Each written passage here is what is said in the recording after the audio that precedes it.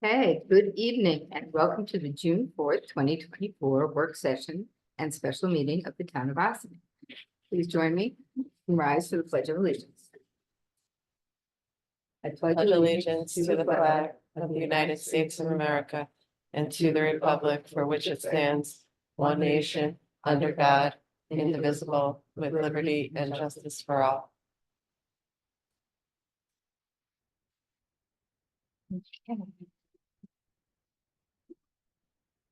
Councilman Weiss,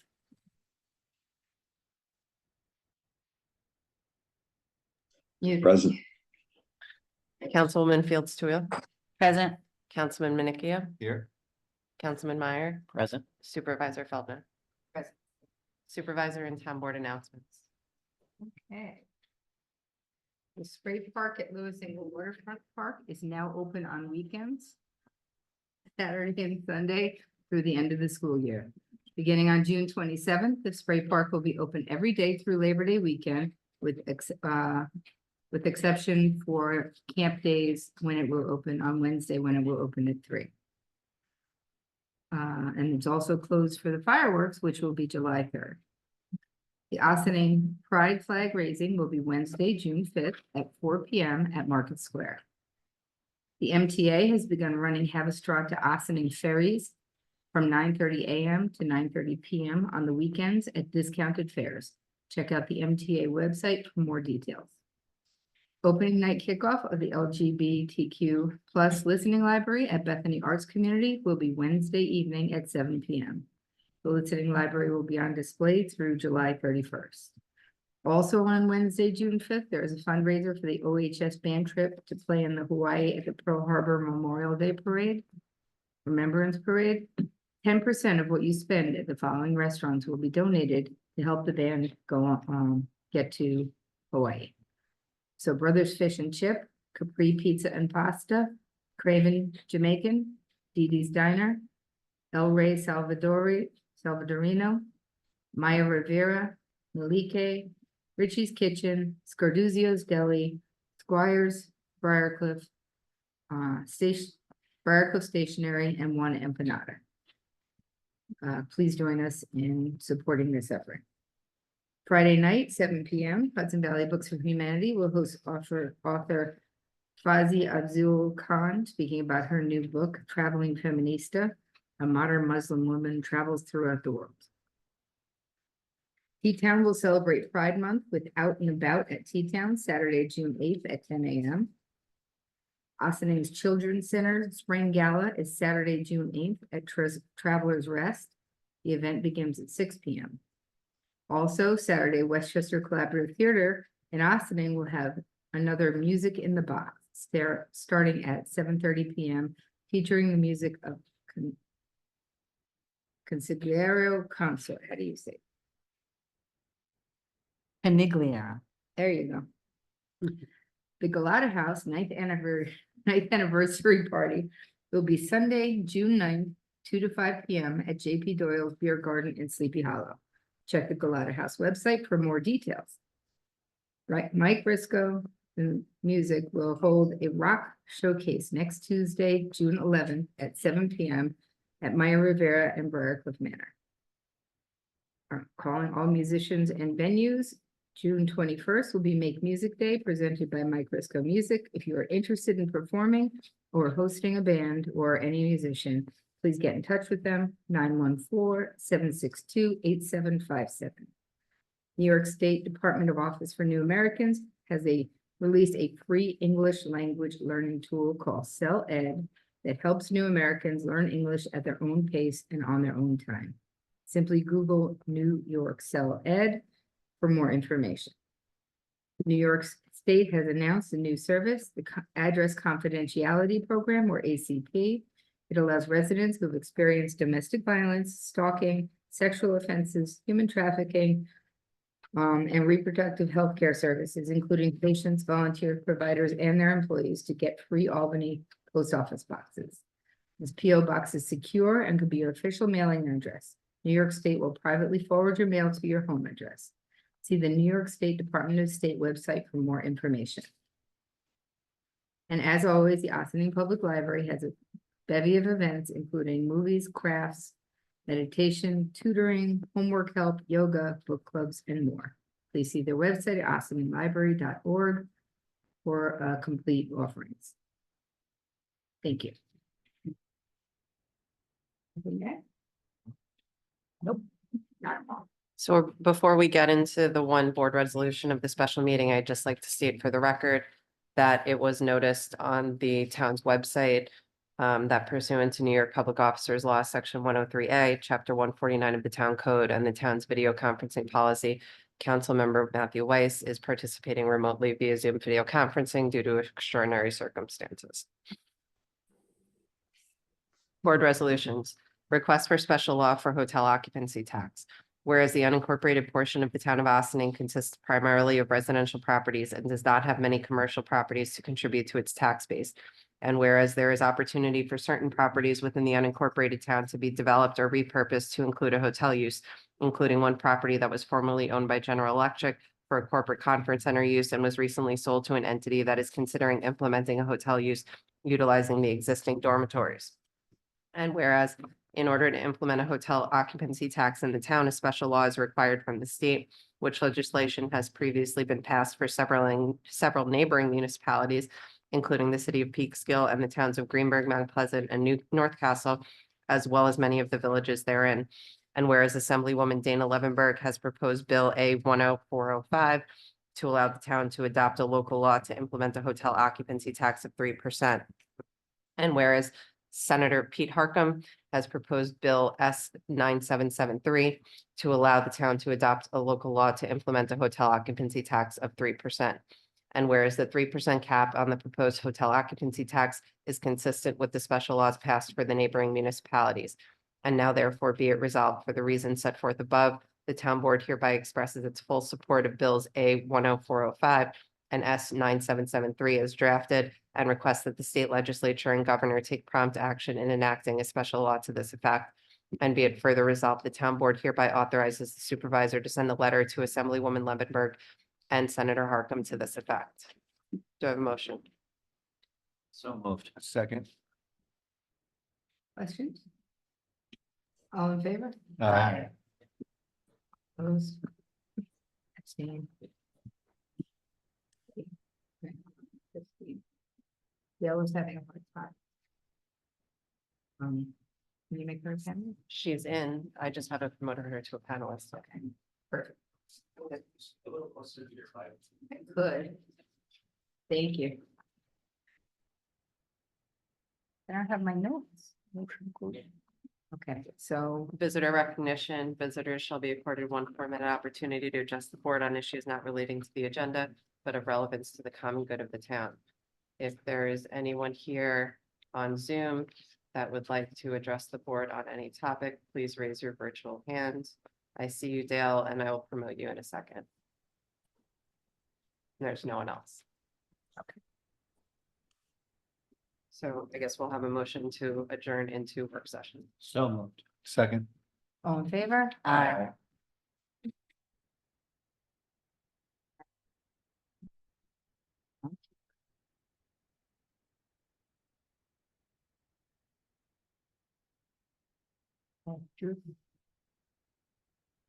First, we're gonna have a departmental report by Lieutenant Andrew Meyerman. Captain. Lieutenant. That's good, whatever you like. Good evening. Good evening. Oh, hold on, Switch that on. Oh, sorry. details. Huh? Good? Yeah, you can bring it closer to your point. Yeah, there you go. All right, good evening. Good evening. All right, so I'm here to give you guys a quarterly report on police activity for the town and to talk about the events that we have upcoming. In the last quarter, since I was last with you guys, we had 445 calls for service in the town. So in the last 3 months, we've averaged a little over 100 calls for service per month.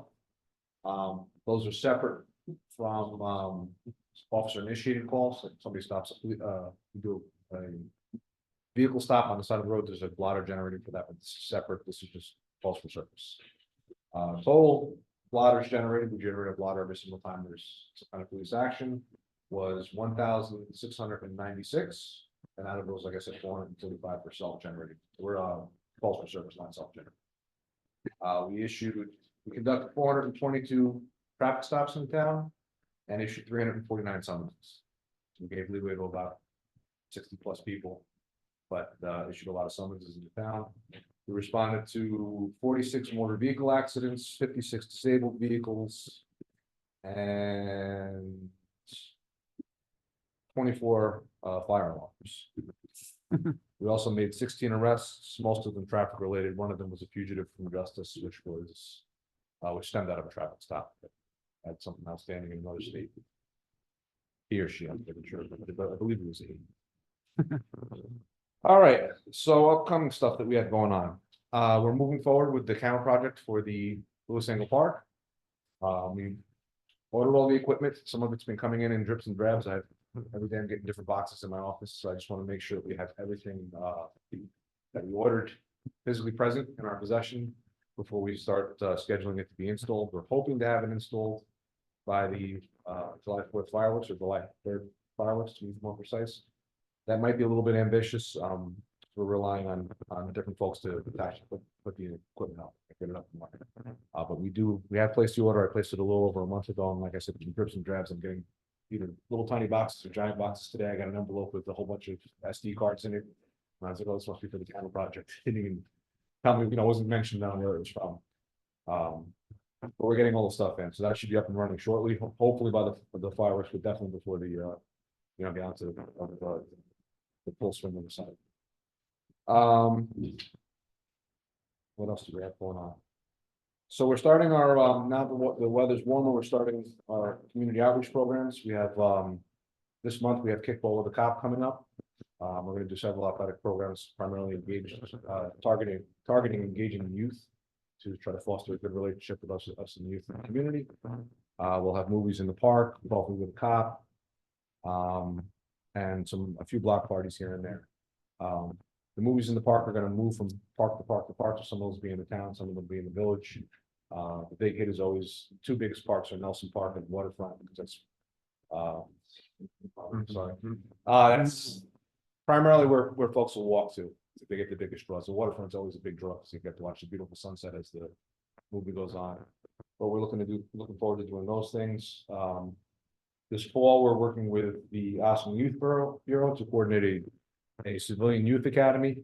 We were originally working on this on our own to do a civilian police academy, but the Austin Youth Bureau reached out to me and said they were interested in doing something more collaboratively with OFD and OVAC as well. So anybody that's interested in being like a first responder or pursuing a career in that kind of can get a view of like kind of what we do.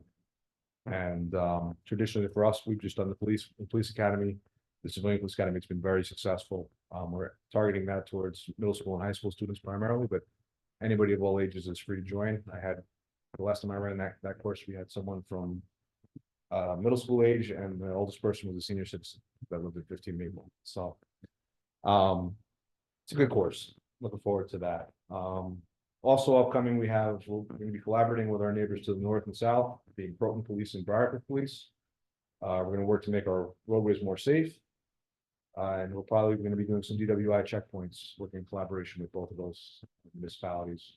Last year, one of our residents was struck on Croton Bridge and killed as a result of DWI. So that kind of started the conversation with Croton, and Briarcliff has also expressed interest in doing that. So we're working with both of those municipalities to try to make the roadway safer for everybody, pedestrians and motorists. Other than that, that's about all I have to report on at this point. If you guys have any questions, I'm happy to answer them. I have a question. What are the town's most accident prone areas? Where are you seeing the most? 90 and 134. It's a big intersection. It's a lot of people going in different directions. So we're looking to curb some of that. Another project we're working on, but I got to mention here. I'm sorry. We did receive $150,000 grant for the law enforcement technology grant. We're putting that money towards automated plate readers, and we're going to try to have them located at key points. One of them being 9A 134. Those assist us in locating missing people, finding fugitives, stolen cars, vulnerable adults who wander. Every once in a while you see on the message boards, be on the lookout for New York ABC 123 for missing vulnerable adults who wandered off and drove off with their car. So we're looking to implement that, going forward. That's probably more of a long-term project, probably towards the end of this year, that'll be up and running. We haven't received the funding yet from the state, but we received the award letter, so we do have the money, it's in the works. Great, and we're looking forward to the cameras being at the waterfront, not only for the safety of the water park and, you know, the kids in the camp down there, but for, you know, the occasional vandalism that happens and, 100%. you know, all the other activities. It's very well used and, you know, often crowded with events park, so we'll be Yep. happy to know that, you know who's coming in and out, and nobody's gonna borrow a child or something. So, we thank you for, securing that grant, and, we're happy that both the Austining Police Department and the Westchester County Police Department will be monitoring Yes, the cameras once they're up and running, Yep. so. and that'll go for the playground as well. That project one, we'll work in collaboration with the county police, to have the real-time crime center. Also keeping tabs on that as well as us. Perfect. Just added on that, Lieutenant, is that recorded or is that just real time? Well, the cameras. The cameras are recorded as well. Good. It's real time and they're recorded. Good. It's stored to cloud. It's not stored locally. It's stored to a cloud-based system. Good. I just have one more question. When you're patrolling the town, the officers, if they see a hazard on the state road or anything like that, do they contact DOT themselves to make a hazard complaint if there's a tree limb or something out there or? They'll radio the desk and the desk will. And the pull desk will pull contact. the DOT. If it's something that we can handle, if it's something small, we can move on our own, we'll move it. But if it's something larger that requires, you know, chainsaws or the like to clear the roadway, we'll call DOT for that. Great. Thank you. I have a question. Yes, ma'am. So the community outreach programs, does your office connect with the school district like before school ends to have them put it out on their e-blast? We do. Okay, Our school resource officers have already been, they're the ones that are teaching most of this because they're most engaged with the youth and we want to have a familiar face or friendly face. But they are already working with the school district to advertise these events. okay. School's over soon. Yeah, I know. Was it 3 weeks left or 2.5 weeks? They're not listening anymore. No, I I have a senior, forget about it. know. No, I think it's a great program, and I think it's a great way to introduce some local kids, youth, or even adults, as you're saying, to the opportunities of either volunteerism or a career with our first responders. And, you know, we love it when our own hometown people step up to, you know, work together to protect like our chief over here. Yep. You know, it's always appreciated, and introducing them to the idea of that as a career is perfect. So, thank you. Thank you. Thank you. Yep, thank you. Okay. Next, we have our town comptroller, Dale Brennan, with an update. Hi, Dale.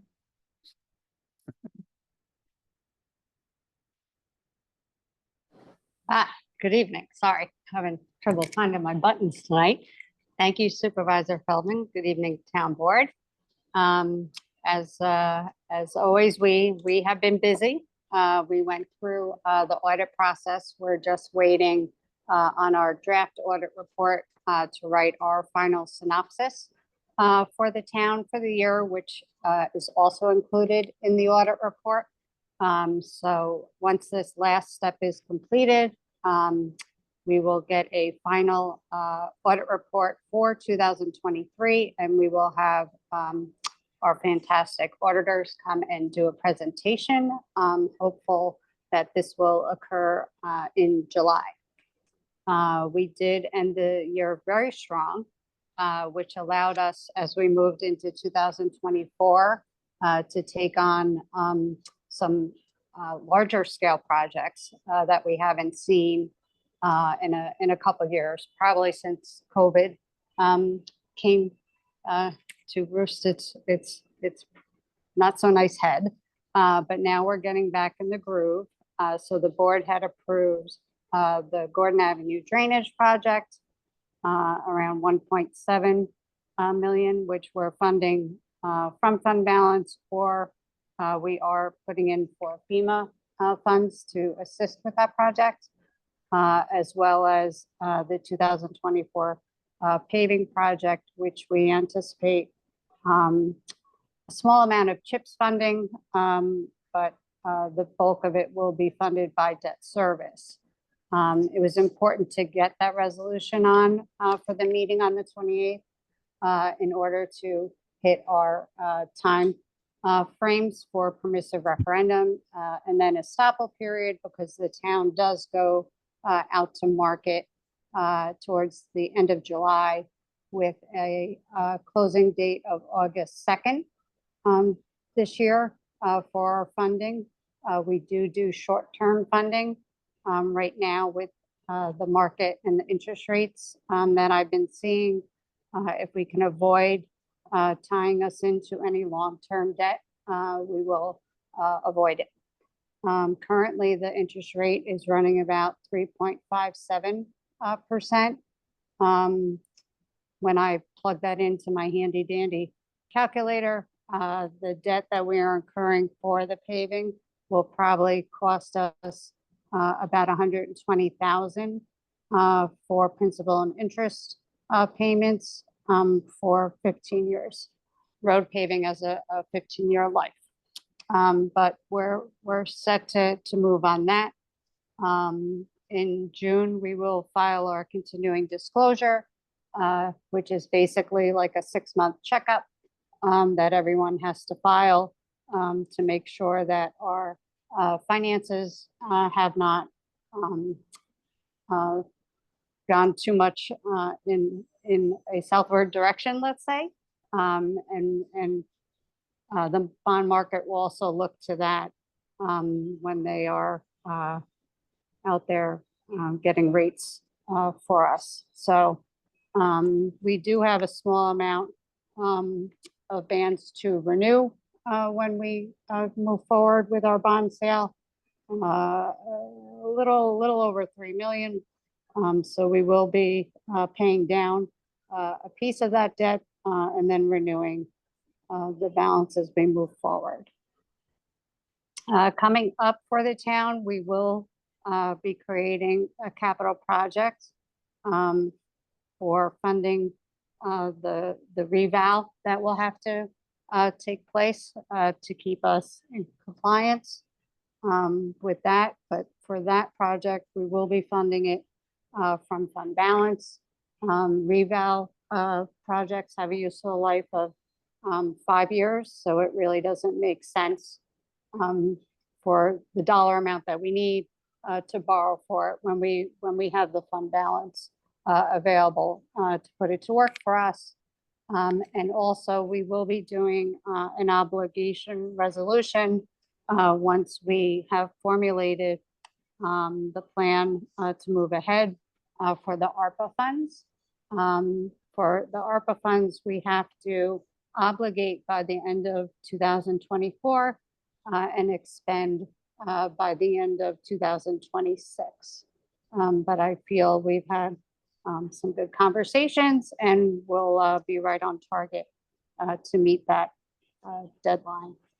Current year revenues have been performing extraordinarily well. I have to say, in the case of Justice Court fines and forfeitures, when I was going through the revenues and the actual to date for the budget amount of 173,000 for the Justice Court revenues, with only 3 months of revenues recorded for Justice Court fines, we're already at 132,000, which is 76% of our budget amount. So we're definitely going to exceed our budget number there.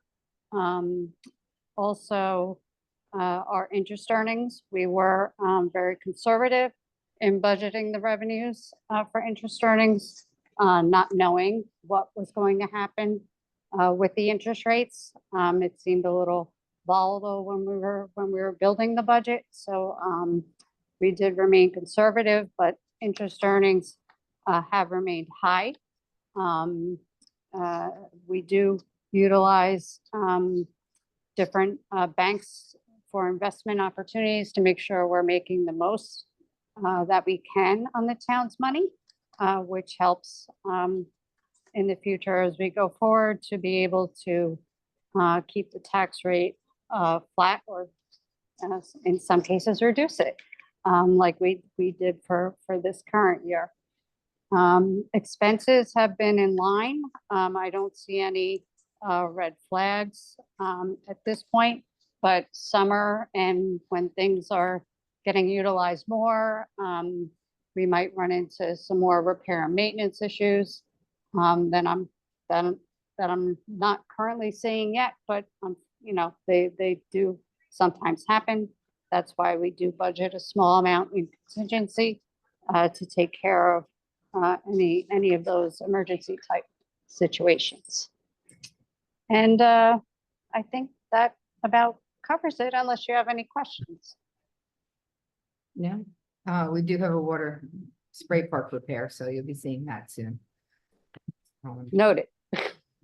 Hmm. Okay, No, thank you for all your hard work for going through that. Audit. I know that was no fun at all, and keeping track of all those wonderful papers, and we appreciate you. She's buried. Now they're just all over them. So we appreciate the hard work and effort that goes into that, and we're looking forward to, finding out that we did good, I assume. yes, yes, we did. Yes, we did. But we were on target and that interest rates are being kind. Yes. And we are working on getting the ARPA funds obligated. And some other grant funding obligated, in our time detection. Any questions? Great. Thank you. Nope, thank Great. you. Thank you. And we did get $1 million from Congressman Lawler and Gillibrand's office for to help us with our water main on North State Road. So we're very excited about that. With the potential another $1 million coming also. So we're doing good in that area. Good. So that'll help. That's great. I'll add it to the list. Okay, Perfect. thank you very much, Dale. Thank you. Thank you. Have a good evening. Thanks. Okay. Sure.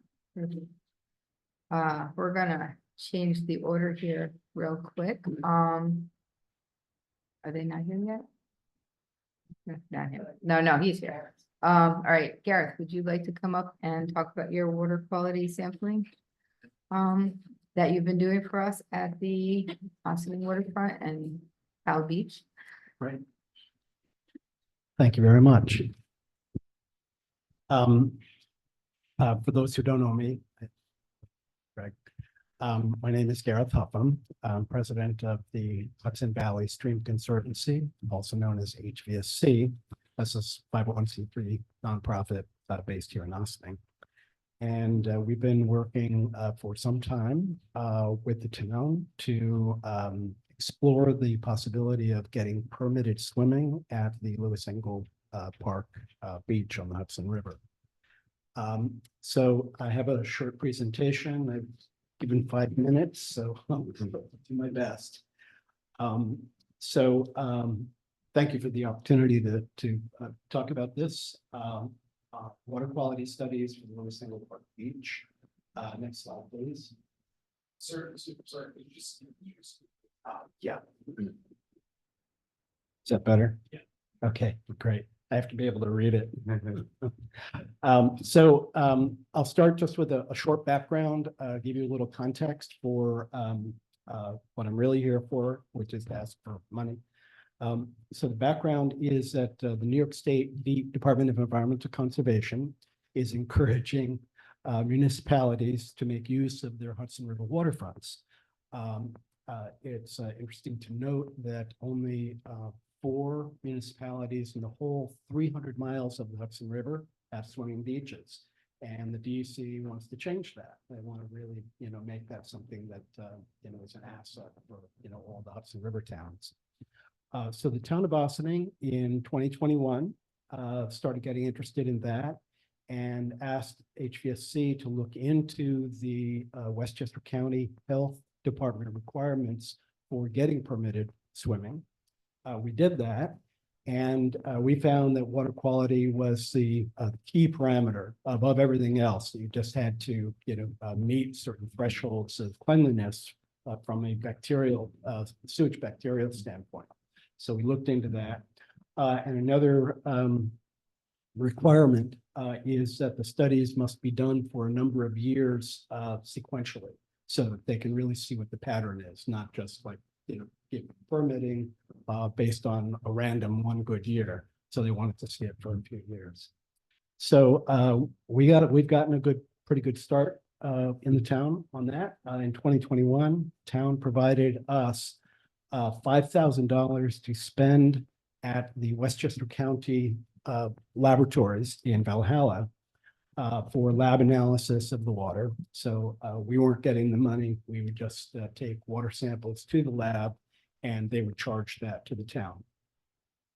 We completed that work and we reported on that here. It's about 2 years ago that we reported on it. We have a written report that's available on our website. I encourage you to look at that. In 2023, the town provided another lab analysis grant so that we can continue that work. And we completed that, and we have a report which we've submitted to the town, also to the village because they're involved, as well as to the county and the state. And this is available on our website as well.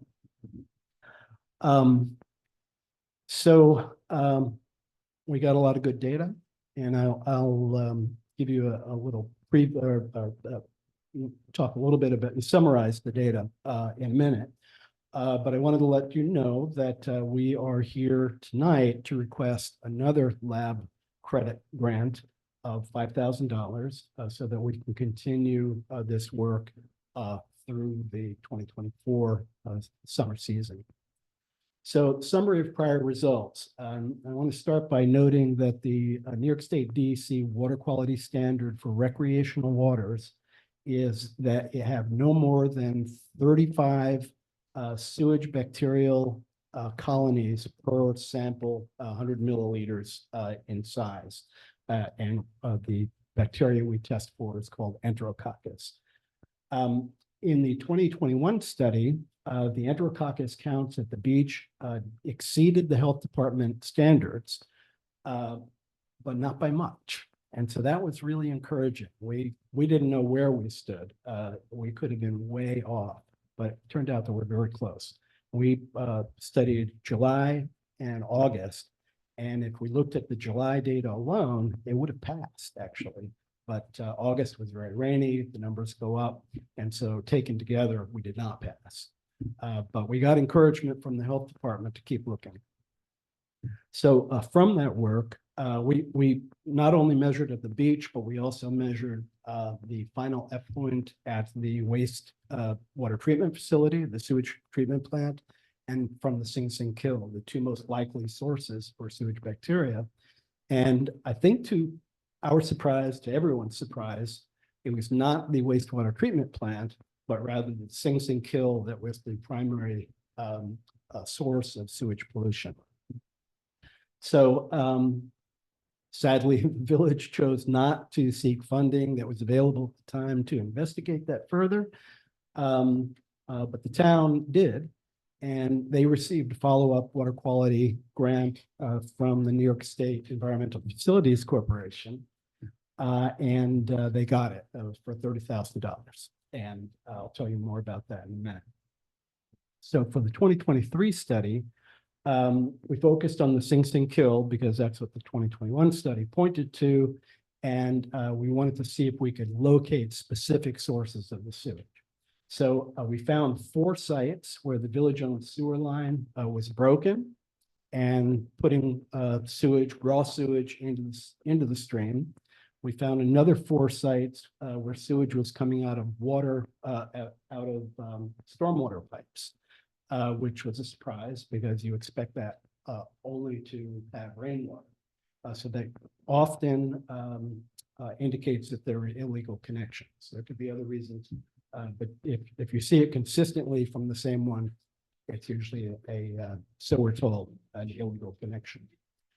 So the village was presented with the report, and they've agreed to investigate themselves the broken pipe using some remote camera equipment they have. So they're going to be looking into that this summer, which is great.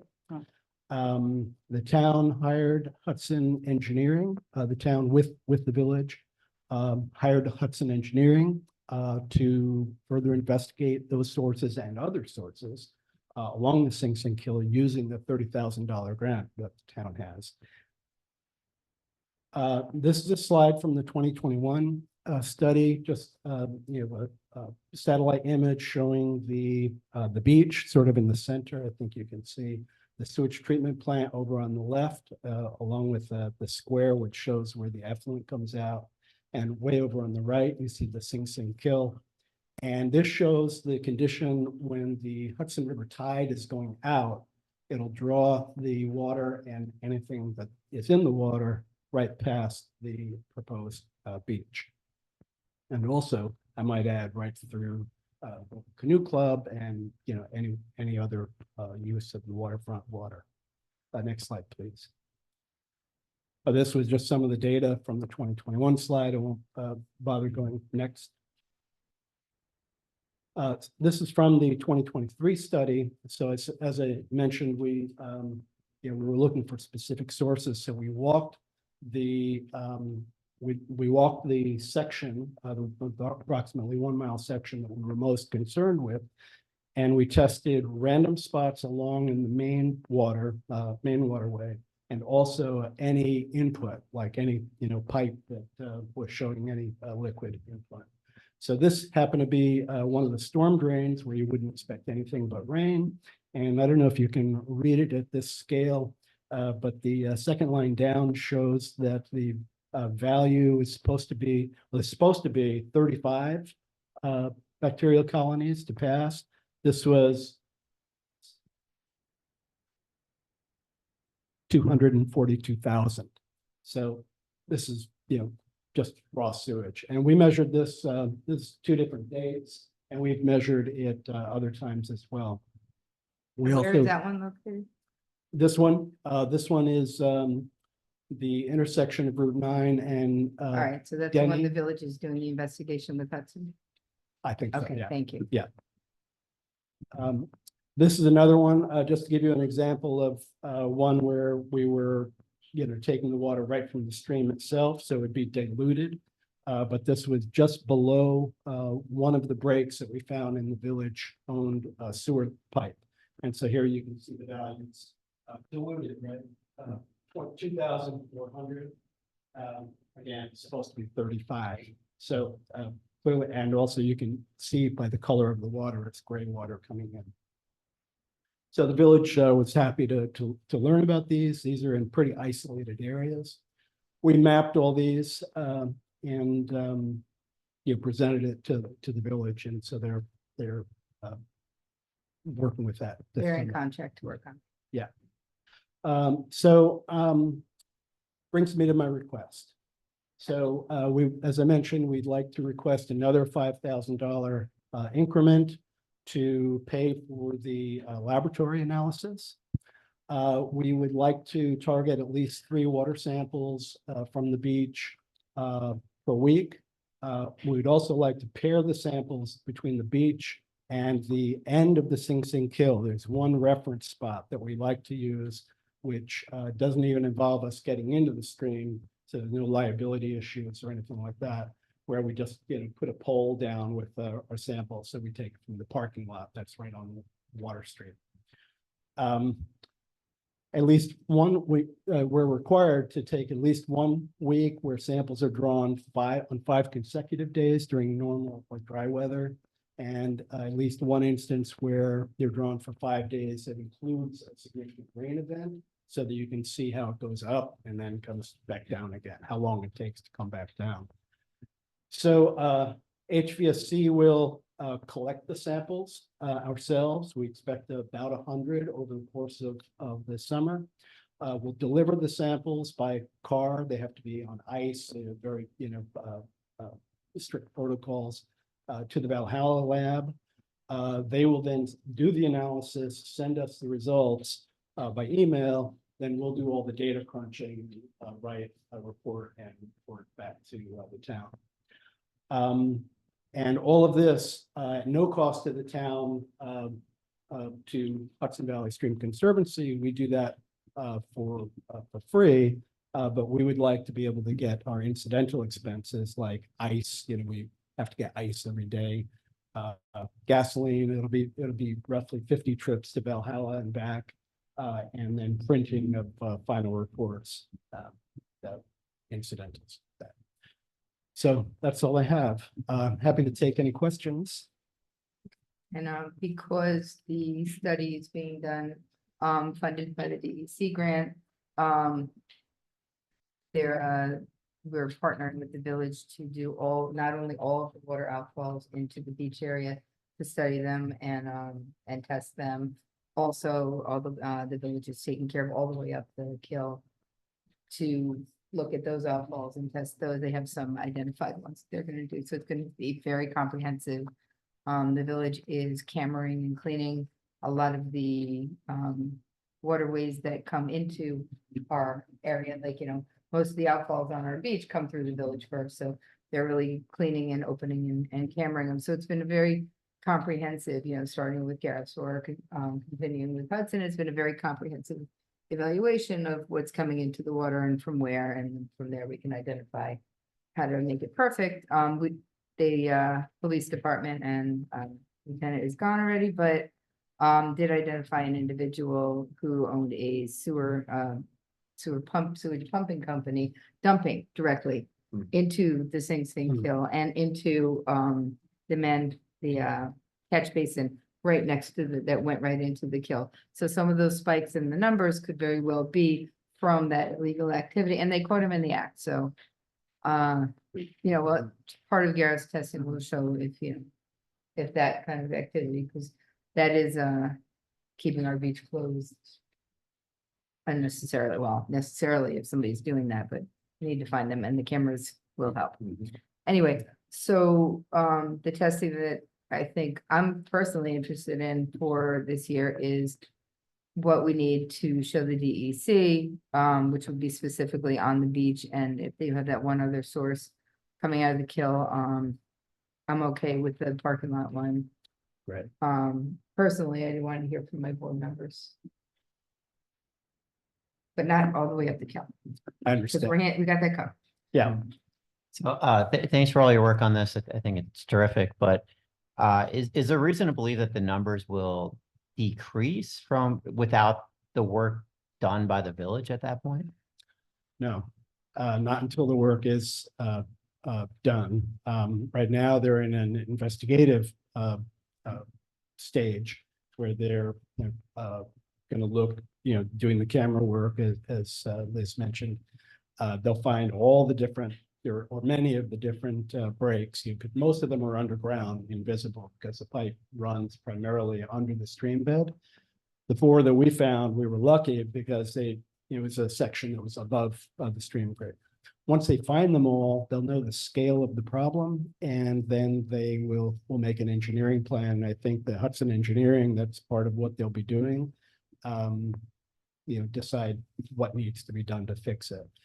And then presumably they'll seek a grant to do that, which is a very good time for that in New York State. There's a lot of money for fixing water, both for drinking water and for surface water. So it's it's an opportunity, a lot of opportunities now, which may not last. So presuming they do go for these grants, then that would probably be, that work might start next year. So how are the numbers useful, or the potential swimming numbers are still useful regardless of whether or not that work is done? Yeah. when pull up? Yeah, in fact, we're required by the Westchester County Department of Health to have more than the couple of years. Yeah. They actually want to see it over, as every year is a little different with respect to rain and how hot it is. And the bacteria can grow pretty fast if it's hot, that kind of thing. So they want to see a few years. Okay, great. I think in conversations, I think they're also identifying some failing septic fields and areas where people aren't picking up on the street their dogs' givings.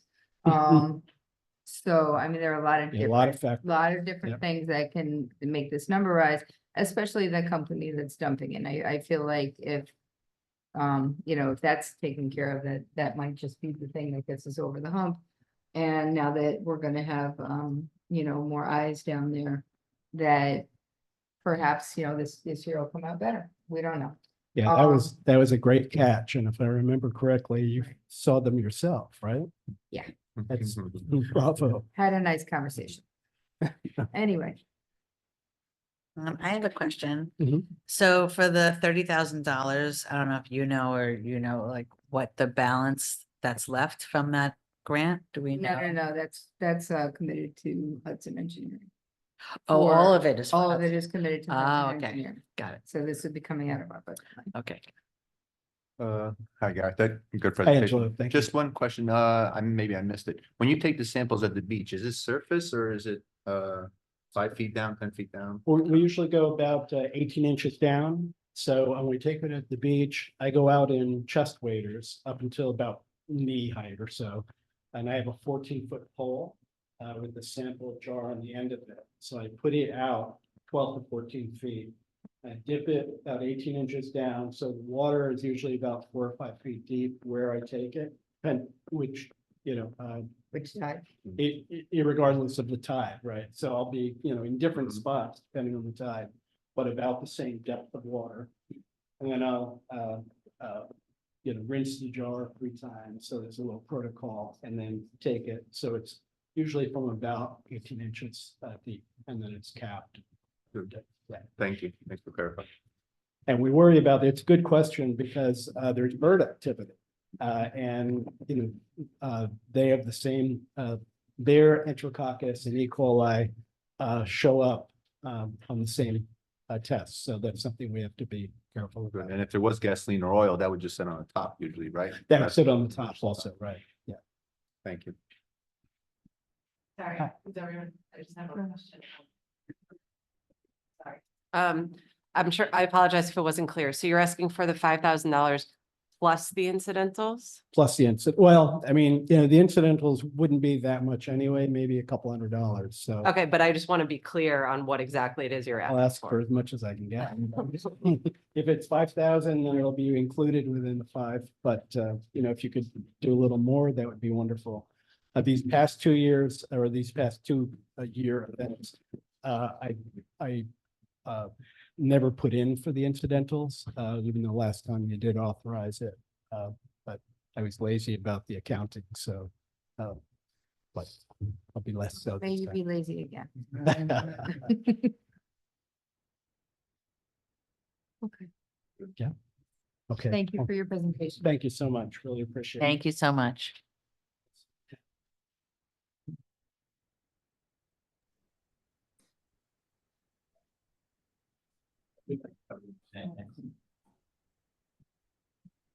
Okay, I think. All right, well, we are gonna talk about the Indian Brook overlay, and we're gonna invite our planner Valerie Manastra to join us. Hi, Valerie. Thank you for coming. We're gonna ask you lots of questions about lots of stuff tonight.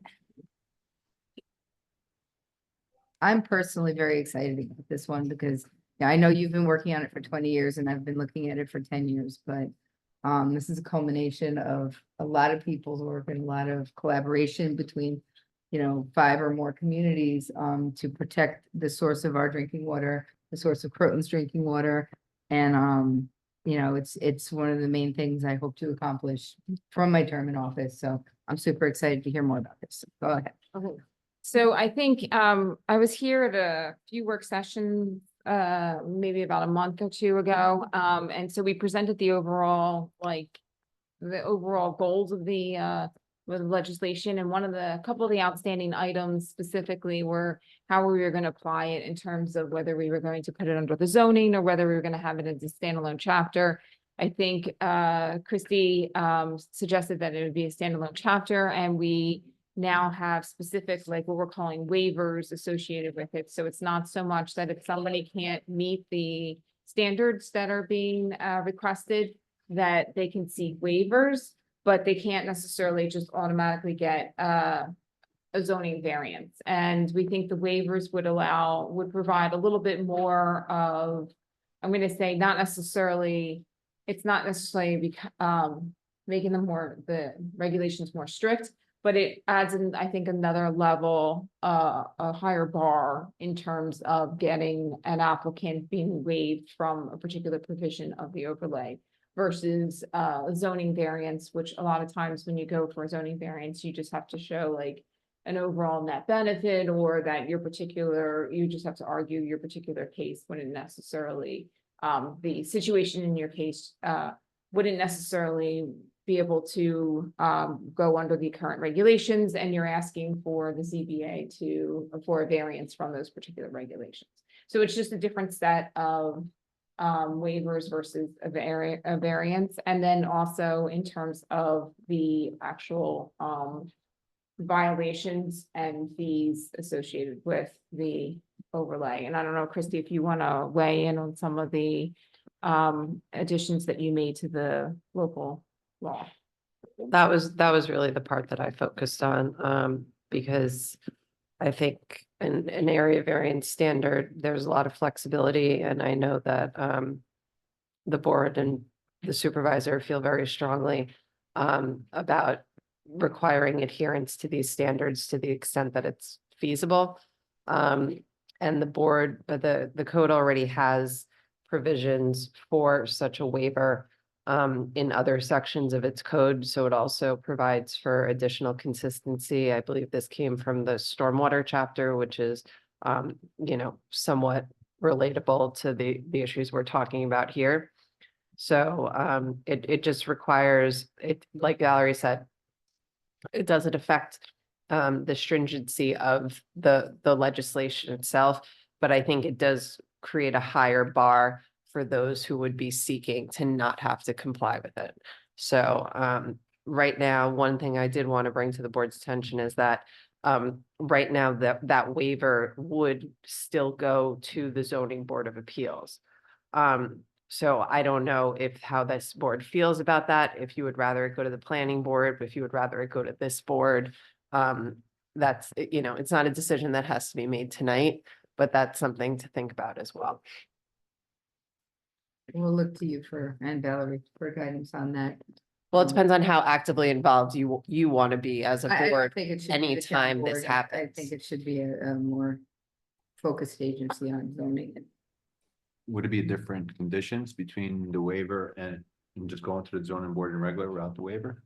Or same Yes, conditions? so the general standard, so the general practice is if you don't comply with the provision of the zoning code, you go in a bulk or dimensional requirement, you would go to the zoning board for an area variance, and it's a balancing test, and there's 5 criteria, whether there'll be a detriment to the character of the neighborhood, whether there's any alternative means of achieving the desired result, whether the variance is substantial, whether there'll be an adverse impact, and whether it's the hardship is self-created. And that's a balancing test that can be weighed by the board. You can give considerable weight to one factor and not as much weight to another. So here we're talking about, I think, more specific criteria related to this type of issue. And so the applicant would really have to demonstrate that it doesn't apply or affect any other property in the immediate vicinity. It doesn't relate or arise out of the characteristics of the subject property.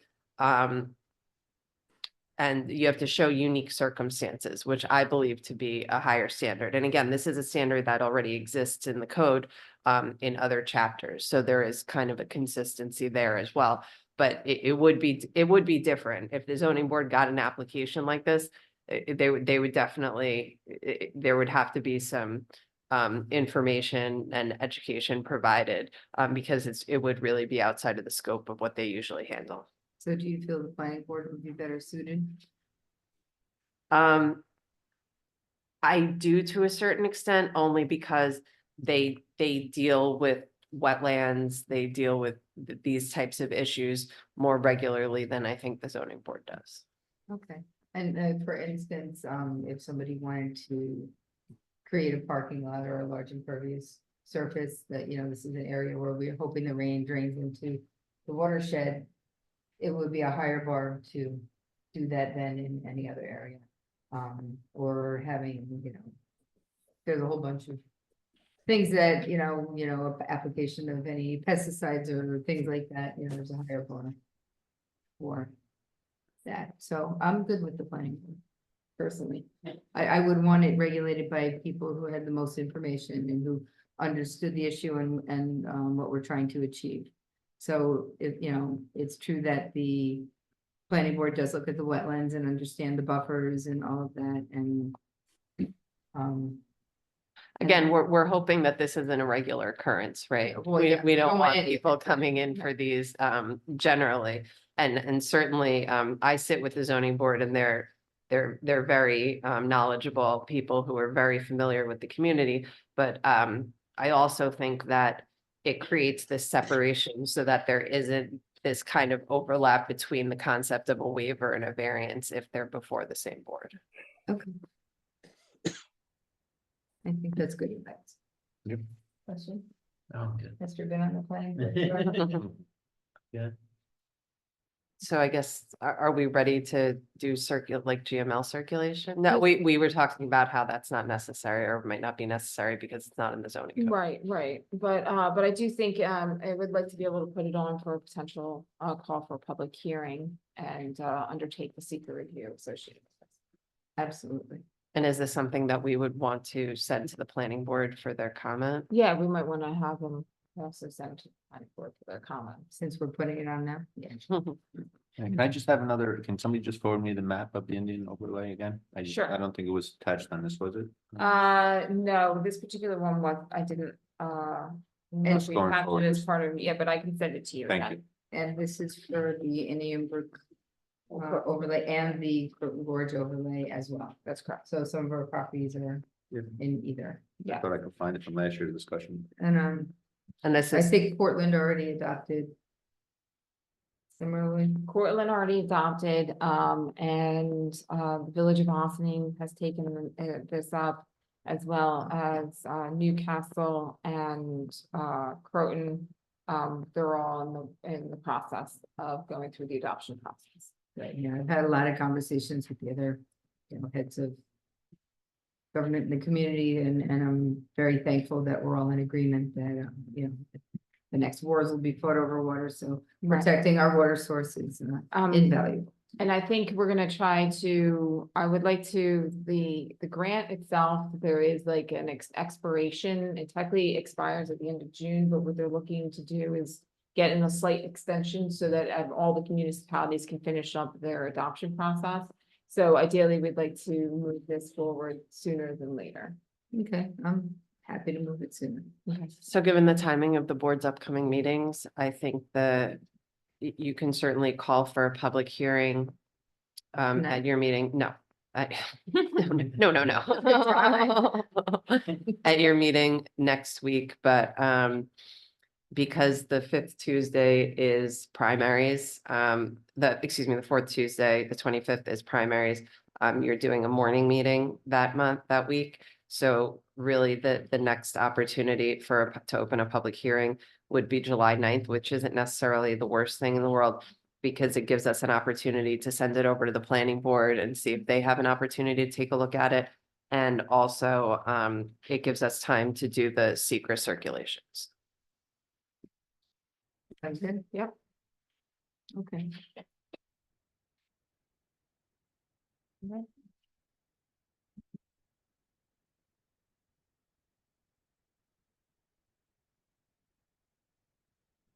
You know, a lot of zoning to talk about tonight. Realize So that was a check. the All next- the right, next so, one is another zoning. all right, next, we're gonna introduce, it's an introduction to our zone text amendments deriving from our recently completed comprehensive plan.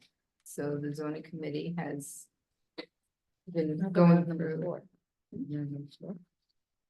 Oh, I missed that one. All right, the big one. All right, discussion of evolution of the business and education zone.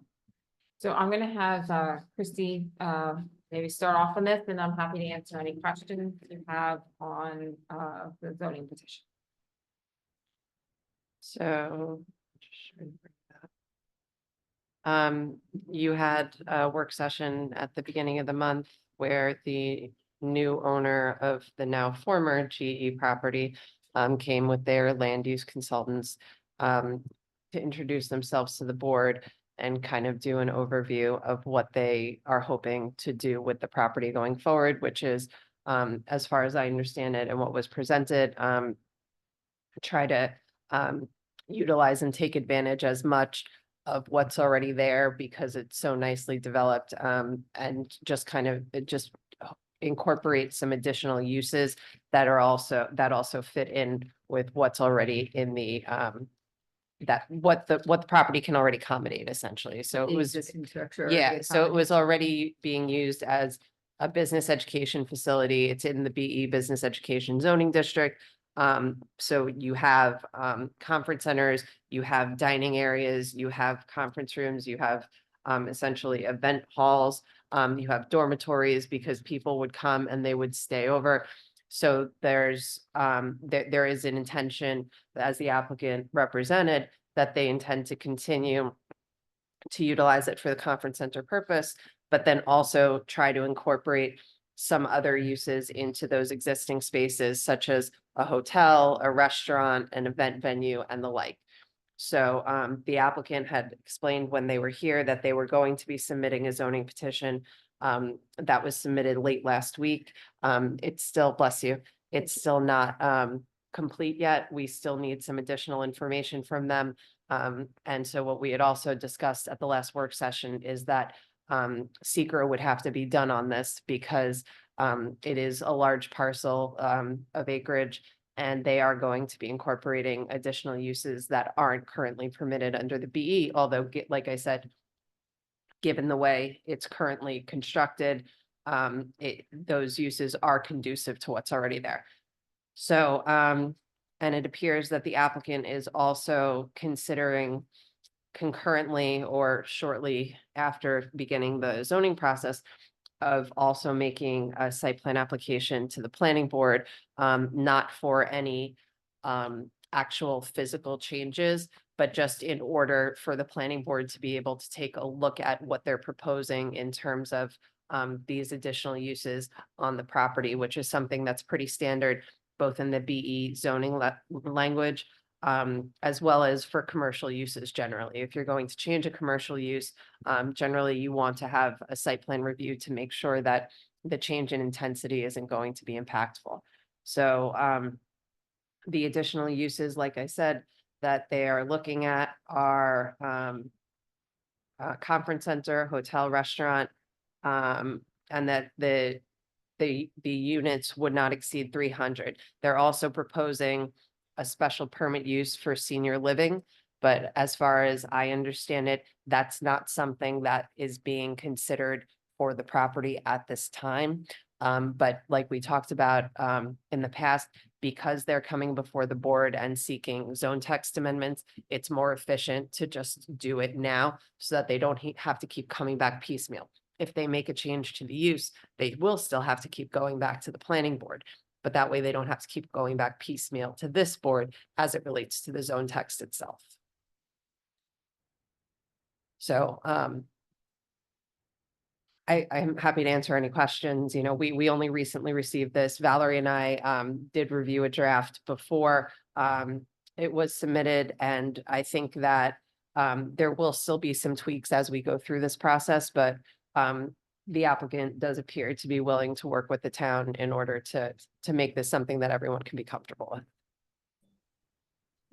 I mean, I know that over the years, GE had allowed some not-for-profit groups to have events at the conference center. They have 2 beautiful restaurant spaces. They have a beautiful property, and yeah, I don't see how a conference use is so different than a hotel use. And many hotels have conference centers built right in. They have 2 beautiful dining areas already constructed. It wouldn't be like they're doing a lot of construction. You know, maybe tidy up the bedrooms, but yeah, they have so many beautiful. It looks like a luxury hotel walking through there, you know, the few times I've been there. So I can easily envision it, being that use, and I don't think it's a big change or any kind of different disruption to the neighborhood, so I'm in favor so far, depending on what they write in there. And the applicant will be responsible for doing the seeker review. So my understanding is that right now they have a planner, they have a traffic engineer, so they have professionals, they have attorneys who were here last time who are looking into these items in order to be able to address them, to make sure that there won't be any significant adverse environmental impacts. And if there will be, how can those be mitigated? Because that is the subject of a seeker review. No, I'm supportive as well, as Liz said. I don't think there's a major change in impact, so I think it's a important step in the right direction. It's a good use of the property. Yeah, I think it's, from his presentation that time when they came out in front of us, right, they were just telling us how, the zoning was a little antiquated from GE, right? So we addressed that. Yeah, so basically that's a good point, yes. So this was put in place basically for GE 35 years ago. So it was very specific to that specific to that use. And GE didn't need it for any other purposes, or maybe if they occasionally used it, it just kind of flowed. And so it was never really a potential problem. So it's really just about having the zoning kind of fit better with what's already there. Right, But that's a great point. Thank you. and just for clarification, in your packet, the exhibit B, anywhere where you see track changes, which both show in both red and blue, that's the new language or the changes they're proposing. Anything in black is what you already have existing in your, in the zoning. And this will all be made available, the board will have to go through a similar process to what we just talked about with the Indian Brook zoning. Right. So all of this will be available to the public. You'll have public hearings and there'll be certainly opportunity to hear from the community. And just as an aside, they are not proposing to change any of the bulk requirements. So really what you're looking at is just changes of the uses, but the bulk requirements, they have not requested any changes to those. So same number of rooms. So basically the bulk requirements are your impervious coverage, your heights of the buildings, the maximum building coverage and the setbacks, and they're not proposing to change any of those. Okay, so they're working within the footprint. That's correct. I see they're gonna, They're working within the setback. Yeah. within the So setbacks. they may have extra room in those setbacks, but they're not proposing to further expand or, to reduce them to create more opportunity for development than what's already there. Okay, and I see they're looking to increase their electric vehicle infrastructure, so that'll be good. I think Ossining has long needed a hotel and, it's never bad to have another opportunity for a venue. There's so many events going on around, always good to have another venue, but I for one, would have liked a hotel in town when my parents were up visiting, trust me. So, I think there are a lot of people who, who would like to be able to utilize that for, even events held out throughout the community, be able to have friends and family come. I think it's a great location for people to come for the Blaze. I think there's a lot of opportunity here. And financially, as we were just voting on, having an opportunity for a hotel tax might offset some of the fact that they purchased the property at a much lower price than we had previously had it assessed. So any little bit helps to get the burden off the backs of our residential taxpayers. Yeah, I would go far as say instead of a food desert, we're in a hotel desert. And it's very much needed. I have family too that would definitely utilize it, but it's nothing to do about me. I definitely also people that can come off the Amtrak or Metro North can get there easily. The location is ideal, for sure. Councilman Weiss? Yes, I am comfortable with the range of usage as described in the document.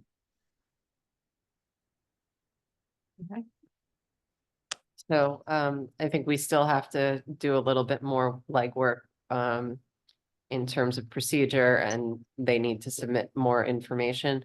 But we will be coming back to this board probably in the next few weeks regarding process and SECR lead agency, and when to call for a public hearing on this application as well. Okay, are we retaining lead agency or are we? I think that's something we still need to try to figure out. Hey, super excited. Love this. All right, this one sounds much fun. Okay, now we have our introduction to the zone text amendments deriving from our comprehensive. Yeah, plan. so we also have been busy. Besides working on the Indian Brook overlay and some of the work dealing with GE, since the adoption of the comprehensive plan, there has been a zoning committee that has been meeting almost like bi-monthly, and then there was a little bit of a hiatus because we were busy dealing with a number of other things within the town. But for the most part, it's been representatives from the Zoning Board of Appeals, the Planning Board, the Town Board, and as well as your town attorney. And we've been going through the zoning kind of basically section by section and identifying things that need to be updated, modernized. Specifically, you know, we took a lot of the, right now, currently, the current zoning has a lot of text for the uses as opposed to actually a nice table that really identifies what uses are permitted in the various zoning. So we're proposing to move from text to table. We're also proposing updates to the definitions. There are a number of definitions in your zoning that do not exist like anywhere else except in the definition section. So we remove those. And then ones we didn't have definitions for, we now have definitions for. In addition, like for example, like with a restaurant, sometimes we refer to as restaurants, sometimes we refer to as eating establishments. And so we kind of made sure that the same, you know, term was being used throughout like the different zoning districts. And then we also looked at, for example, something like site plans. You know, there was a lot of concern from the planning board that, you know, new buildings should have site plans associated with them, especially with new residences. Because right now, technically, they only needed AHRB, but with stormwater and all these other, you know, things coming into play, it just makes sense to have the site plan also as a requirement for just new single-family homes, or because right now that those are technically exempt from site plan, but they do require a ARB. So it's one of those things where you do have to get the architectural review, but you're not supposed to look at the site plan, but they kind of go hand in hand to a large extent, especially with the stormwater. And then also your current zoning doesn't have a lot of regulations in terms of signage, lighting, landscaping. So we now have, we're going to be proposing changes to those and kind of, again, bringing in best practice standards. And then also education and religious uses. Your zoning really just had like basically like 2 sentences related to those uses. And so we are now proposing more information and better, you know, additional regulations in terms of what's required for those different uses as well. So, so we will be starting to, and I think it just depends on the timing. We have a number of things in the pipeline as to when best to start bringing these also forward to the board for your review and also referral to the county. And part of it also has to go into local law, which I know Christy will be working on. So that's also a little bit on her time schedule as well. Which is also crazy. Right. Are we able to incorporate dark skies at the same time? Yeah, so the lighting that we have proposed is very similar to dark sky lighting. Yeah. Okay, which means that, you know, there's a lot of light pollution, that's unneeded. A lot of lights shine in, you know, 360 degrees, and dark skies is a more targeted thing. So you would Yes. still light the walkway, but you would not interfere with the bats and the night birds and the insects and the amphibians that all need darkness to thrive.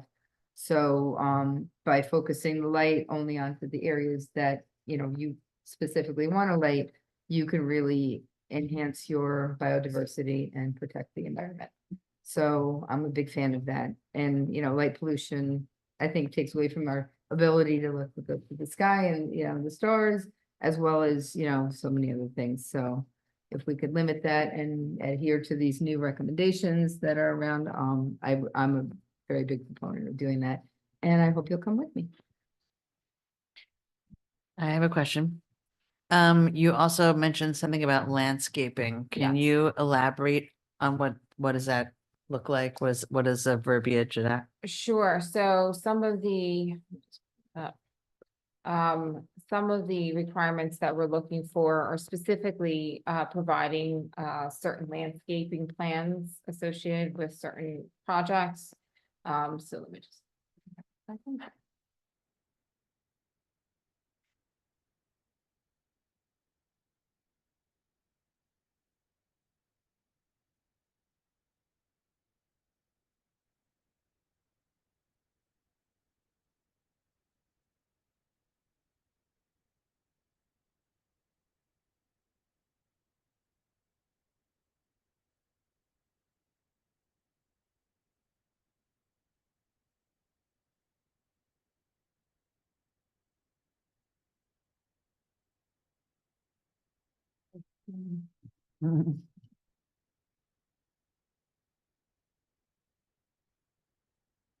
Okay, so,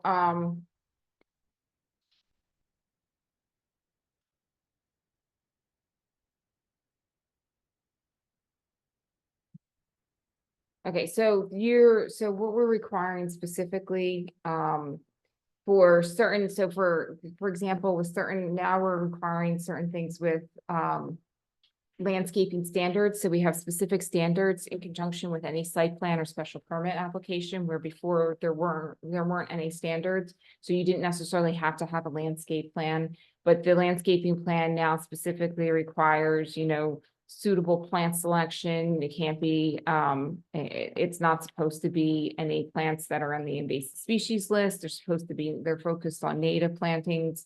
Also specifically dealing with the proposed amount of disturbance in terms of location of the trees.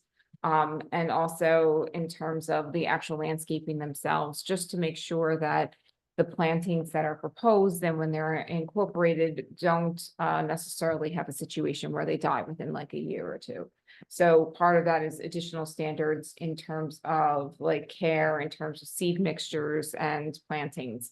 And then also in terms of screening, that the planning board can look to use plantings in terms of screening as well for different site plans.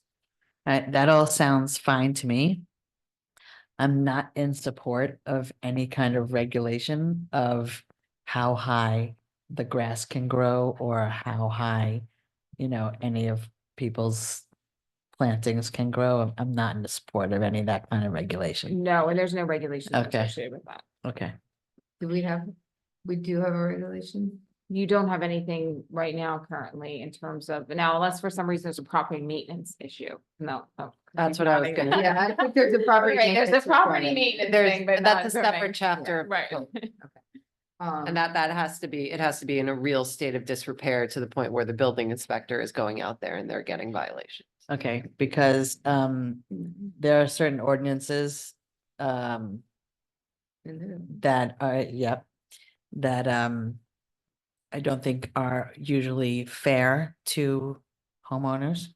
And but this does not sound like that, so it's fine. No, and the planning board adopted or had developed like landscaping standards a while ago that's been posted to the website. And so this would also kind of incorporate those standards to say, no, this is actually going to be more of a requirement at this point. Okay. Are there stormwater requirements built in, or it's a separate chapter right next to it? or That is a something like separate chapter. that? Okay, so, and that'd be part of the site plan as well. Yes. So chapter 60 of the code, which was adopted in 1981, brush, grass and weeds.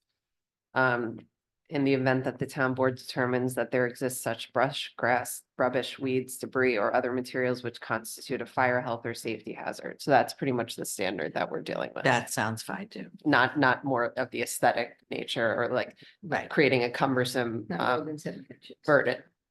Right. Or whatever. Hmm. Some of the condominiums and some of the HUDs in other communities, have, very strict, yeah. 4 inches. and you Believe me, the got- condos are very strict laws, trust me. No, good. I just have a couple of things. I mean, I really agree, Valerie. The tables are much more easier to read than reading definitions and all that.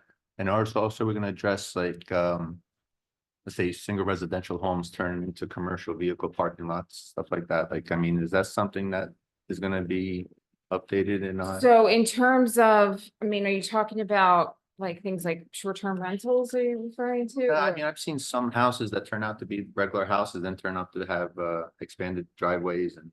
more Oh, commercial right, vehicles, okay, stuff like so that. we do the zoning itself already has certain setbacks in terms of what's required for driveways and stuff like that, and then also impervious coverage. But some of that would also deal with, I think, just overall enforcement in terms of, like, so it's not necessarily zoning, I mean, there's certain bulk requirements, but then if somebody comes in and expands their, like, you're not supposed to have front yard parking, so if somebody does start doing this, starts undertaking that type of, development, then, yeah, those would be violations, sort of, yeah, And ultimately, they would probably have to go to the zoning board for a To variance. get those things. right. So if somebody's parking in their front yard, is that ticketable by the police department at this point? It depends on if it's legal, non-conforming. Well, A that's lot what of I'm these asking. Is there a way that properties. it could be legal? There's certain The zoning board situations, may have given a there variance. could be, all right, so there could Or- be situations that those properties were allowed to do that. Or those conditions existed before the zoning regulations were put into place. That's what legal non-conforming means. It's that it predates the restriction that wouldn't allow it. Otherwise, the other alternative, if it's legal, is because they got a variance. But, And that's enforcement from our building department. right, yes. so the building department is consistently going out to calls of, people parking commercial vehicles in their driveways. Mhm. And it's an ongoing issue in the community, both the town and the village. Right, and you do already have certain things, like, for example, parking of vehicles shall only take place on driveways and in parking areas, not on lawns or other vegetative areas. So we can just double check to make sure that it specifically says like no parking in the front yard, but that's usually a very common requirement. And I'm sure it says no commercial vehicles because we've been enforcing.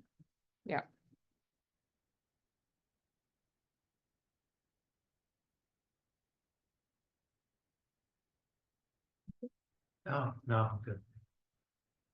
Okay, so you will start again, depending upon, when Christy and I look at all the schedules in terms of the other things that are pending through, what makes most sense in terms of starting to introduce these local laws to the board. That would probably initially happen at a work session like this, where we would actually go through the actual language of the Yes. draft. Wait, I didn't ask Matt. Matt, do you have any questions? No, I don't. Thank you.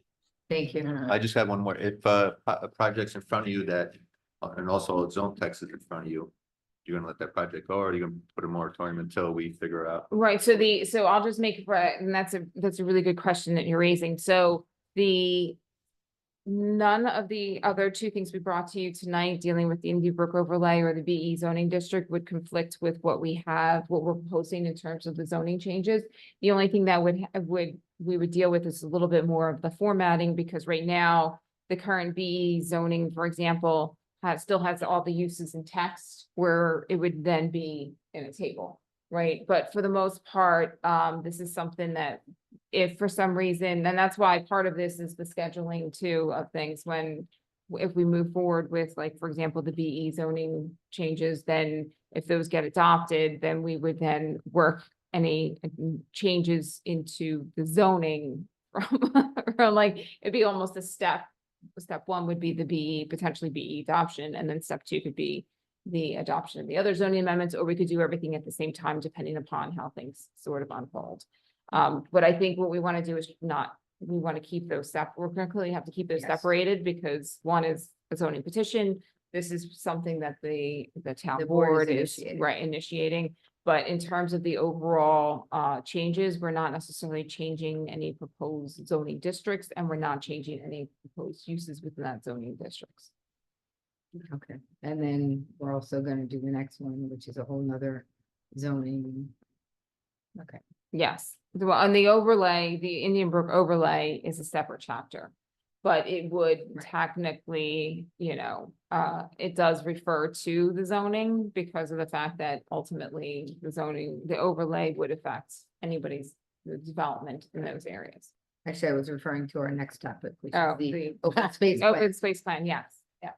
which will also guide any Right, and so, Development. and that's part of what, I mean, developed areas. right, and Christy and I have been paying very close attention to all these various, I'm gonna say zoning changes, but just in terms of, and it's not necessarily in terms of like when they would best appropriately need to fit into the overall adoption schedules. So, so you will not be adopting, so if for some reason you decide to move forward with the zoning changes that I just discussed first before like the B ends up getting adopted, then those zoning changes would get adopted, and then if the BE zoning changes get adopted afterwards, they would just get worked into what would be the current zoning at that point. I don't know how to Good. explain Yeah, it. no, again. It's- No, I I got it. got I it. think we're all with you. You got it. No, That's here too. All right. Okay. Next, discussion of our Next. open space plan project. Yeah, so the open space plan, so I was here a couple months ago, we talked a little bit about moving forward with the open space plan. And so again, just this little bit of like just background, it's going to have, the open space plan will basically have an inventory of, your scenic resources, your natural resources, and mostly really focusing on some of your large land parcels that are still undeveloped, and really identifying which properties have very specific resources you might want to conserve, or in terms of, looking at maybe tweaking again zoning to allow for maybe more conservation development of certain properties because of the natural resources or certain things you're going to want to protect. So part of the process is first taking an overall inventory of everything, and then specifically looking at targeted areas and identifying and then coming up with the potential alternatives in order to preserve some of those areas. And I think to a larger extent, and I've been pretty straightforward. I mean, there's always property acquisition, but I think that's going to be the least or the last option, right? Because I think really the goal of this is to really focus on looking at like zoning and how to basically, if these properties were to be developed at some point in time, how best to develop those while conserving your natural resources. But really the first thing is to identify those particular properties of concern. So we will be working, one of the things that I wanted to talk to this board about is we will be working with the Environmental Advisory Committee. They've done a couple other things. They've also done a lot of work in some of their open space, and also they've developed sort of this concept of a trail network. And we thought that would be really good to kind of bring this into this plan as well, because you could potentially get some future funding, and, and we know that this concept of this trail network is something that, is not something that's going to happen tomorrow. It'd be kind of piecemeal, but if you have something actually identified in the plan, that's always helpful for future funding. And then that also goes into play with like some of your parks and recreation, it would clearly identify any sort of connections between those areas and other natural resources. So we'd like to work with the Environmental Advisory Committee, and I didn't know if, Environmental Advisory Council, and I didn't know if the town board wanted to have like somebody from the board as a like liaison, just sort of, so that they're aware of like some of the conversations that we're having with the Environmental Advisory Council, or whether you would prefer us to come back like every couple months just to kind of give you an update. This overall project, we don't anticipate being more than probably about like, probably by the end of the year, we would have it wrapped up. So it's just really, but working with the EAC would be helpful in terms of they've already done a lot of work in this area. And so we're just not really recreating the wheel. Yes, I know we were already looking at a plan to connect the, T-Town with the Berkeley Peekskill Trailway. Right. With, Maryknoll, with Ryder Park and through those areas. And, there is a potential connection. We did just recently speak to the county about if they couldn't, clean up that trailway a little bit, make it a little more, trail-like. Right, right. And then we have, our trail network in Ryder Park that we've been trying to enhance, bit by bit. So and it's the EAC that's been leading the way, so I don't know if we can ask Mitzi or John, if they wanna, do you want somebody to join us in these meetings? Do you want to work with them directly? And So we were thinking of working with them directly, Okay. attending some of their meetings and going to them with like different documents, because especially when we start developing some of the resources and stuff, and the maps, to have them just do a second quick look at some of these things and make sure that we have things accurately identified. And we'll also be working with the building department to identify any sort of conservation easements that already exist, so those types of things, but we clearly want to keep this board informed, but then it would be, but we also, I didn't know if there was somebody from the town board that might be interested in at least being copied on, our communications with the Environmental Advisory Council, or another alternative is that, we give you quarterly updates as to where things stand I on think this. both. We can do both. I mean, I'm yeah. already on the EAC list, so. I'm Right, already so if following you along want- with what they're doing. right. The challenge is they're having their meeting right now too. Yes, no, I So understand we that, have right. 10 meetings and, none of us can actually say, we're gonna go to that meeting today. Right, so what we could do is we'll continue copying you on all communications to them, and then we can plan to come back like quarterly to update the board, and then clearly. So we would come to the board when we actually have the kind of baseline conditions, and then also. Once we start going into some of the targeted areas, and then finally the alternatives, because ultimately it's a town board that's going to be, approving the plan. Thank you. Christie? Okay. I got one thing. Okay. Is there anything in our comprehensive plan that addresses open space? So, yeah, so in your comprehensive plan, a lot of the data that was used in the comprehensive plan was data from like Westchester County. And so there is some data that needs to be updated because that data wasn't like 100% accurate. So we're working to update that. And then we're also bringing in some like more nuanced data in terms of how the land is being used currently. And then also with the trail network. So the maps that we're going to be developing are going to a larger extent, utilize a lot of the data from the comprehensive plan, but then there'll be some additional, more nuanced data, very local for the town of Austin. Good. And then does the county have an open space plan or any surrounding community yet? Do you know? So the county has like their parks plans or their plans, right? And so we'll look at those and kind of incorporate those into any sort of like larger scale plan, so that if for some reason it does make sense for like some trail networks to maybe connect up to county land, then we would identify that as well. Is there a distinction between open space, trails, and parkland for things like parkland alienation? Just trying to figure out. Yeah, there is. So open space is basically, that's not for parkland alienation, it has to be dedicated parkland. Okay. For parkland alienation. And the same thing with trailways.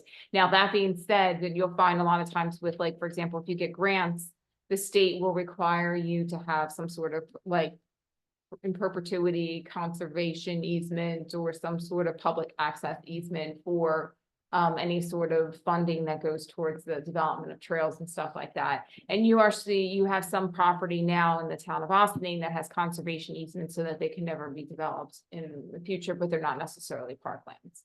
So we'll try to differentiate those and sort of identify that. I think the impetus of this is that you do have a decent amount of undeveloped larger tract lands still left in the town. Well, so you have to do is look at your tax maps and they're there. But I think it's important that, looking at those and seeing how best to move forward, whether, because right now a lot of those, and we're not necessarily proposing to change the zoning itself, but how those potentially get developed. Right. So the zoning text amendments from the comprehensive plan and the open space plan work together. And, some of it's gonna overlap and dovetail, so Valerie's firm's working on both, so we'll be able to coordinate and go ahead, I'm sorry. No. Just curious as we think it through, but you did a great job Mhm. explaining it for me. I appreciate it. Yeah, and I think that's the important part, is like, once we have the data, then we'll be able to really think through, like, what are the important pieces, you know, and what do you want to protect, and then what do you really want to focus on in terms of future funding for like potentially trail networks or new parks or something like that. And just to clarify, this is unincorporated part of the town, right? This All is these correct, properties. right, but I will note that, you know, Englewood Waterfront Park, we are going to have, like, we thought maybe having a separate chapter just on that. Even though it's not technically within the unincorporated town of Austining, because it's owned by the town of Austining. And because you do have a little bit, to some extent, some plans have already been developed, it would be nice to have something there. In this plan, so again, for future funding purposes, you already have something, sort of a little bit of a vision worked out for that Englewood Waterfront Park. And that would include some of the stuff that you've been looking at for the CDBG, like some of those fishing, you know, some of the fishing piers, as well as, like, you know, always just noting, like, you know, shoreline stabilization, some of the CAD work, you know, the new stage. et Will the cetera. fishing piers qualify for CDBG? We'll have to talk to the county. about that. So do we actually have an accounting right now of how much open space we have, or that's what we're going to be doing? That's what you're going to be doing right Okay. now, is taking a look at, and there's some, again, some, We you know, do when that I, a when while I, when I call things now, and I think there's a difference between open, something that's designated as open space versus that's undeveloped, right? So undeveloped is just land that's undeveloped, but not necessarily designated as open space. So it could be, you know, a application could come in for subdivision tomorrow on some of the undeveloped lands. So we're looking at both. Right, but is our purpose going to be taking that undeveloped areas and designating them as open space so they remain undeveloped? Right, so not necessarily. So what it would be, like, let's say, for example, you have like a large wetland network on some of the undeveloped areas, right? Yes, you do have wetland regulations, but maybe there's something that says, okay, we really wanna not just have like 125-foot buffer from, like, you know, from the wetland area, but we really want to concentrate any development on this property well away from the wetland area. And so maybe what you do is develop zoning that says, okay, you know, in this particular area, you really need to cluster your development, and you're gonna preserve this other acreage that has the wetlands. You know, so those are the types of things that we'll be looking at, or if there's something specific for maybe additional buffer for like your Indian Brook Reservoir, that's something else that we can take a look at, so. Right. Because you're bringing up something that's jarring my memory from quite a few years ago, but I remember there was someone trying to develop The solar farm. something within a wetland. I'm going, There's a few people that. Yeah. I'm going back, way back. Yeah.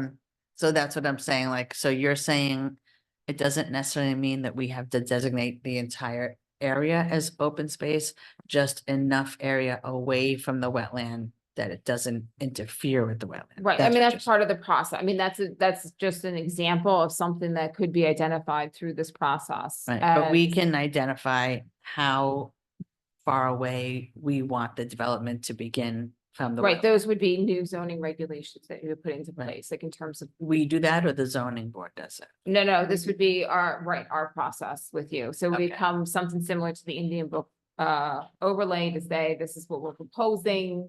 You would review, we'd have to do a seeker review on it, it'd have to have a public hearing, and then Okay. ultimately. it's- Are we also gonna have access to actual mapping of these areas, like that we could Yeah. actually? Yes. So Because that's someone gonna could be- describe something to me and I need to see it on a map. Yes, that will be part of the, Okay. right. And I believe the board did, with David Stolman, I think it was, an identification of all properties, greater than 10 acres. I think.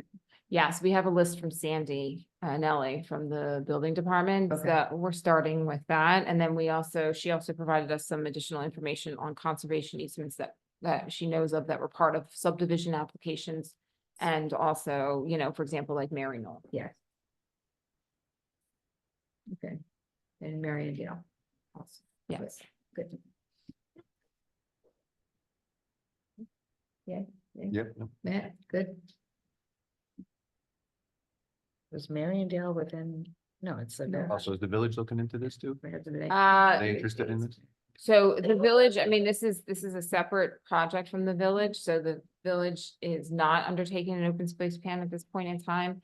But I think to a larger extent, the town has more undeveloped property than the. Sounds right.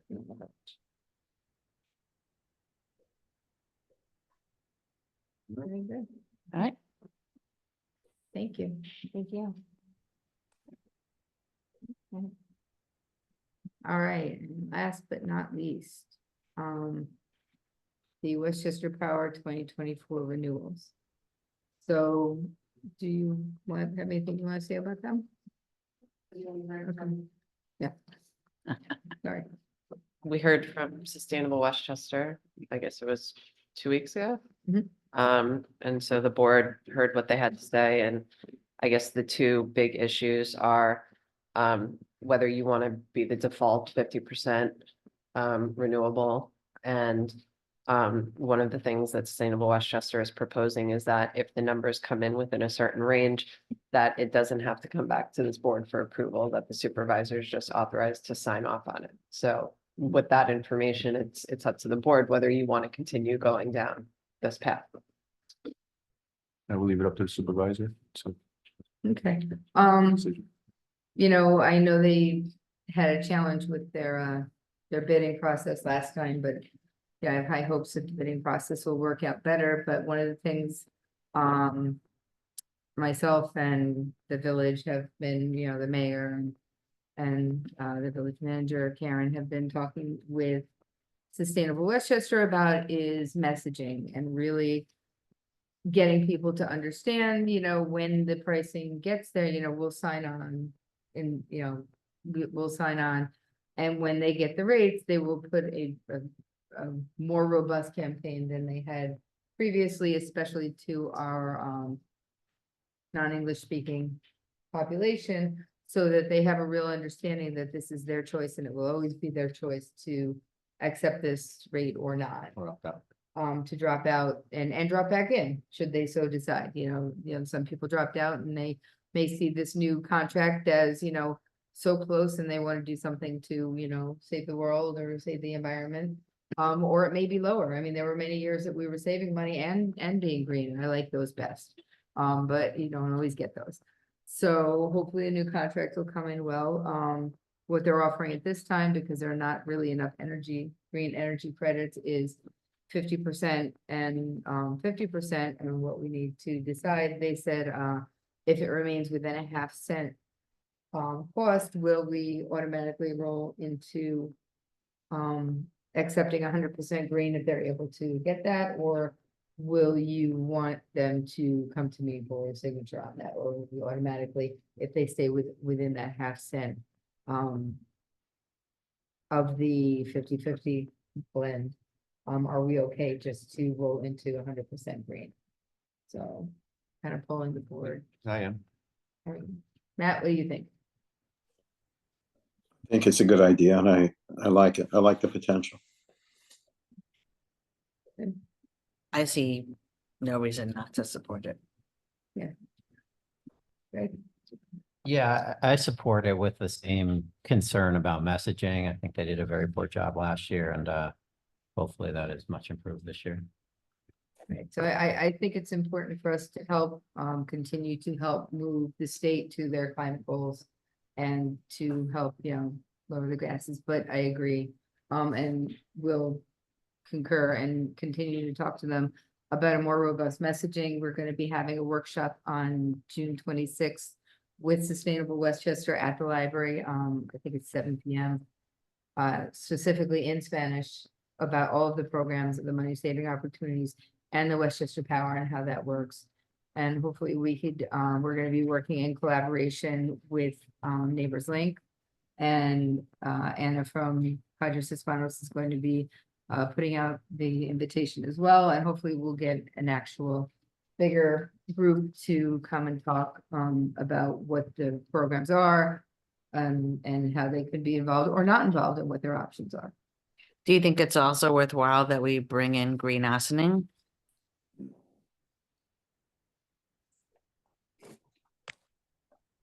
Yes.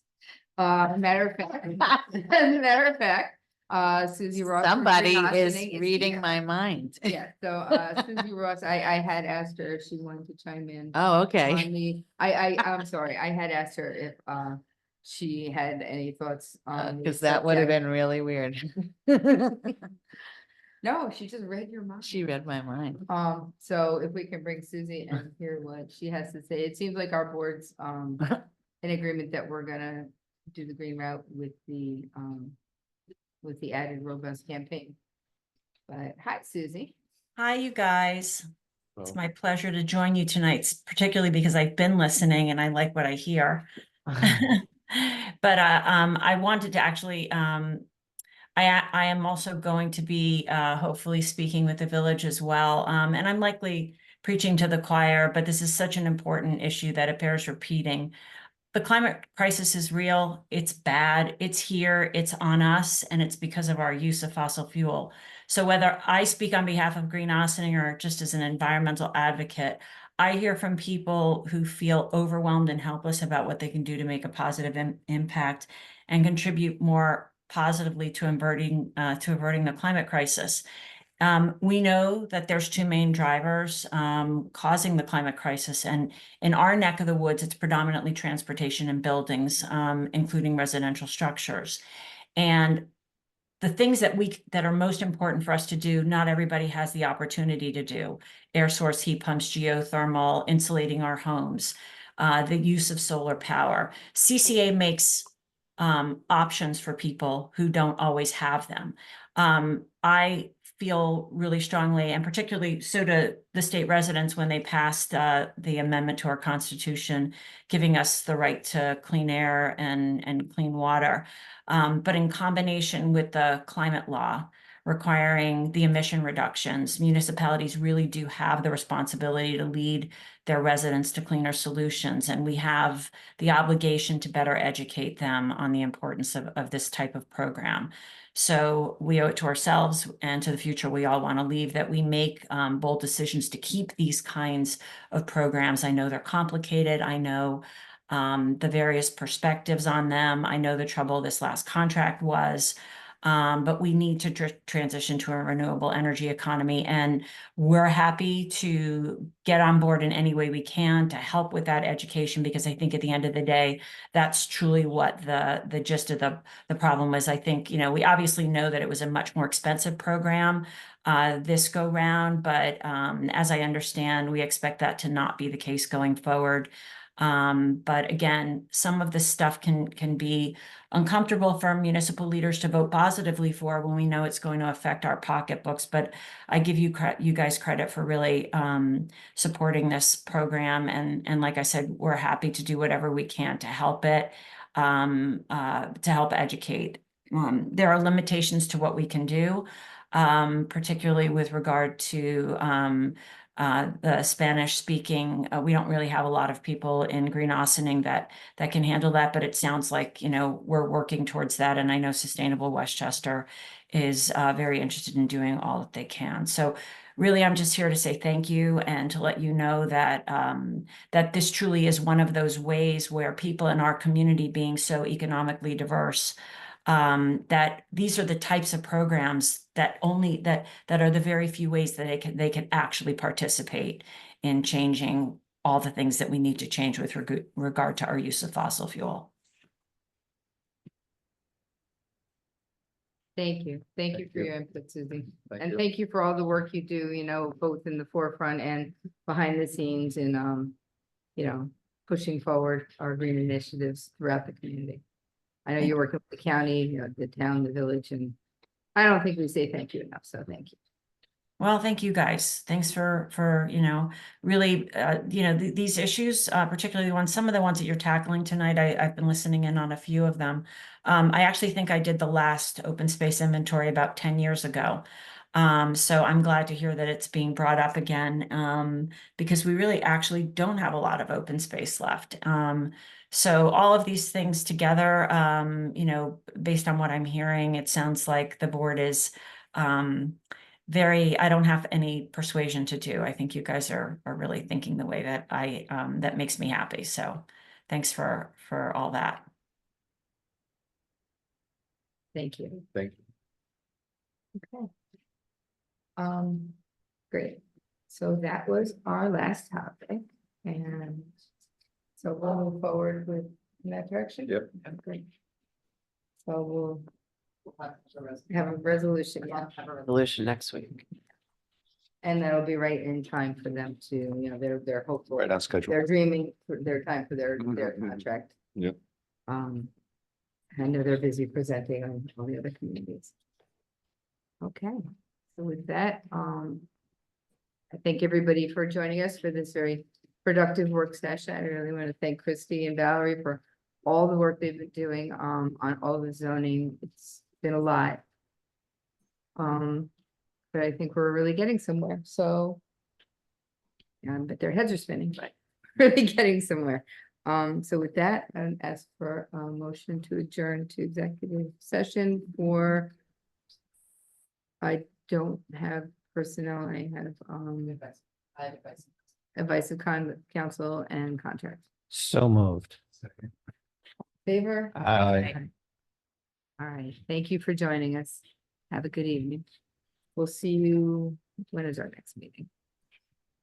June 11th. June 11th at At the courthouse for a legislative session. for legislative session. Thank you.